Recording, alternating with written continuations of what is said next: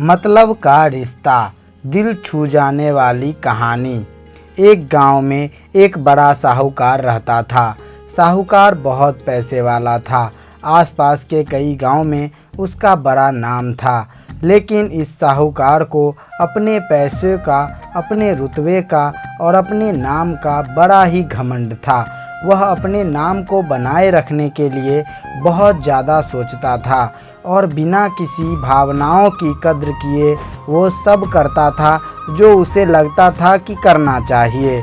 साहूकार को कई सालों बाद एक संतान प्राप्ति हुई। साहूकार ने अपने इस खुशी को मनाने के लिए अपने घर पर एक बहुत बड़ा कार्यक्रम रखा, जिसमें उसने आसपास के गांव के सभी श्रीमंत लोगों को और सिर्फ ऐसे रिश्तेदारों को जो पैसे वाले थे उनको बुलाया। पास के ही गांव में साहूकार की खुद की सगी बहन भी रहती थी। क्योंकि इन दिनों उसकी आर्थिक परिस्थिति कुछ अच्छी नहीं थी, इसीलिए उसने अपनी बहन को तक इस कार्यक्रम में नहीं बुलाया। साहूकार ने जिस कार्यक्रम का आयोजन किया था वह इतना भव्य था और इसके अलावा उसमें इतने प्रसिद्ध और श्रीमंत लोग आने वाले थे कि इस कार्यक्रम की चर्चाएं हर गांव में होने लगी। यह खबर उस साहूकार की बहन तक भी पहुंच गई।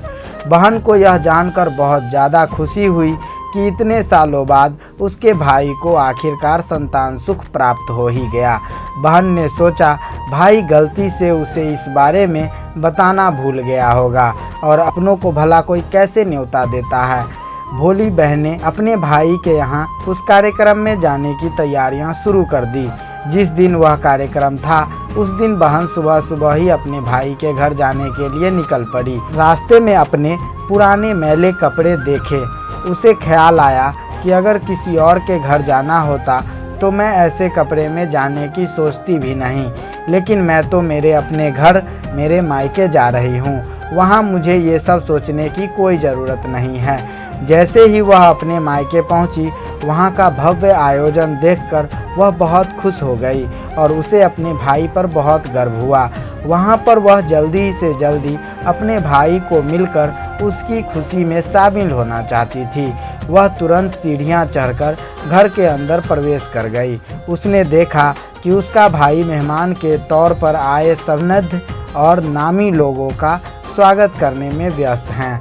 बहन जैसे ही अपने भाई के तरफ उससे मिलने के लिए बढ़ी, उसके भाई की नज़रें उस पर पड़ गई और अपनी बहन को ऐसे मैले पुराने कपड़ों में देखकर भाई ने उससे मिलना तो दूर बल्कि तुरंत बहाना बनाकर वहाँ से निकल गया। बहन ने सोचा इतने लोगों में बेचारा अकेला भाई क्या क्या करे, ज़रूर उसे कुछ काम याद आ गया होगा, इसीलिए वहाँ से चला गया होगा। बहन बाद में अपनी भाभी से मिलने गई। भाभी ने उसका स्वागत किया और उसे खाना खाने के लिए आग्रह किया। बहन ने सोचा ठीक है, पहले खाना खा लेती हूँ, फिर बाद में आराम से भाई से मिल लूँगी। बहन खाना खाने के लिए में बैठी। साहूकार भाई ने देखा कि अपने सभी धनवान मेहमानों के बीच उसकी गरीब बहन बैठी हुई है। कीमती पोशाक पहने लोगों के बीच उसकी बहन जो पुराने मैले कपड़े पहनकर बैठी थी, यह साहूकार से देखा नहीं गया।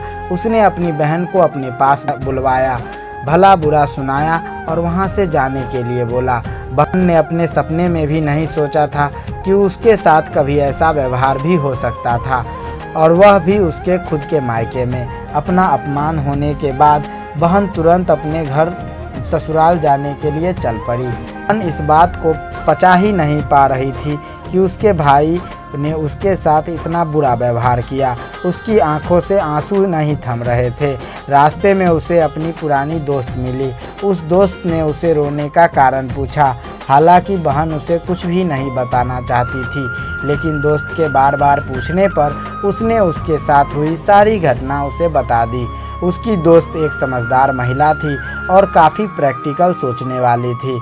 उसने कहा अगर तुम मेरी बात मानो तो एक दिन तुम्हारा भाई खुद तुम्हें अपने यहाँ बुलाएगा और तुमसे माफ़ी मांगेगा। बहन ने उसे कहा कि मैं तुम्हारी हर बात मानूंगी, बताओ मुझे क्या करना होगा। दोस्त ने कहा कि तुम इस अपमान को, इस दुख को एक दिशा दे दो और कोई गृह उद्योग शुरू कर दो। उसमें इतनी मेहनत करो कि उस काम में तुमसे अच्छा कोई न हो। बहन को अपने दोस्त की बात सही लगी। उसने घर पहुंचकर अपने आंसू पोंछकर उसी दिन से एक गृह उद्योग शुरू कर दिया। उसने दिन रात मेहनत की, अपने साथ कई और गांव की महिलाओं को जोड़ा और देखते ही देखते उसका गृह उद्योग चल पड़ा। कुछ ही सालों में आसपास के 50 गांव में उसका नाम और रुतबा काफ़ी बढ़ गया और अब वह पैसों के मामले में अपने भाई से भी ज़्यादा बड़ी बन गई। भाई को भी यह पता चला कि उसकी बहन अंत हो गई है, तो उसने सोचा कि एक बार उससे मिलकर आया जाए।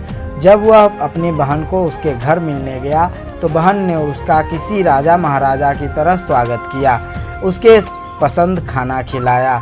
बहन का ऐसा व्यवहार देखकर भाई को अपनी पिछली गलती का एहसास हुआ, इसीलिए उसने अपनी बहन को अपने घर होने वाली पूजा के लिए आमंत्रित किया।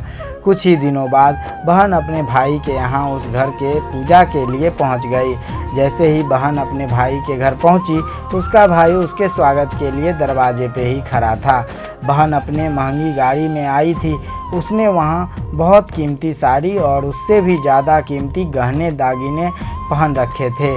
बहन का ऐसा ठाठ बाट देखकर सिर्फ भाई नहीं, बिल्कुल पूरा परिवार, पूरा गांव दंग रह गया था। भाई दौड़ कर आया और बहन की गाड़ी का दरवाज़ा खोलकर उसे बाहर आने के लिए कहा। बड़े प्यार से उसे पूजा का प्रसाद ग्रहण करने के लिए बुलाया। बहन को इस बार 12 पकवान परोसे गए थे।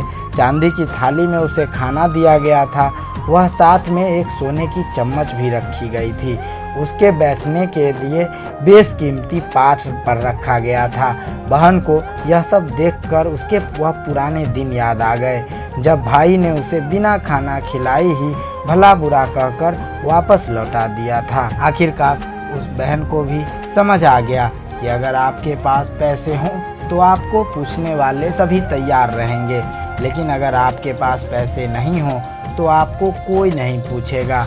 तो कैसी लगी ये स्टोरी कमेंट में ज़रूर बताइएगा।